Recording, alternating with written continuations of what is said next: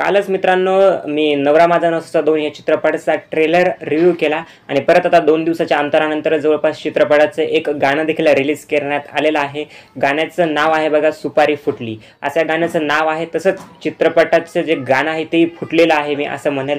सोनू निगम यांचं जे त्यांनी यूज करायला पाहिजे होतं ते काही खूपच भंगार प्रकारे यूज केलेला आहे मी असं म्हणेल।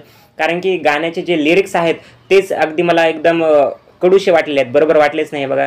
आता मला तेवढं काही नॉलेज नाही बघा सॉन्ग्सबद्दल, परंतु जे एक परफेक्ट सिच्युएशन असते किंवा एक सॉन्ग असतं बघा की जे लिरिक्स असतात जे की आपल्याला बघून बरं वाटतं, तर ते तर कुठंच जाणवलं नाही बघा। गाण्याचे मेन लिरिक्स, गाणं जे सुरुवात होते त्या ठिकाणापासून तर जे मेन कडवं येतं त्यापर्यंत मला गाणं कुठंच विशेष वाटलं नाही किंवा मेन म्हणजे जे तर सिनेमॅटोग्राफी तर मी म्हणत आहे बघा तेही खूपच घाण दिसत आहे। आता एक मी तर खरं सपोर्ट करायला पाहिजे, तुमचं म्हणणं बरोबर आहे, मी सपोर्ट करतोही देखा बघा मराठी चित्रपट असते किंवा मराठी इंडस्ट्रीला, आणि त्यासाठीच मी हे चॅनल देखील तयार केलेलं आहे।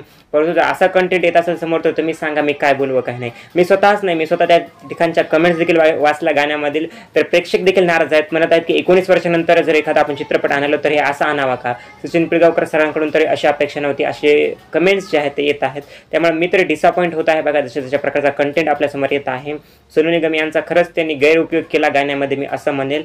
मला गाणं कत्तेच आवडलं नाही बघा, म्हणजे मी बोलू शकत नाही याबद्दल। तुमचं काय मत आहे मला नक्की कमेंट सेक्शनमध्ये सांगा। थँक्यू।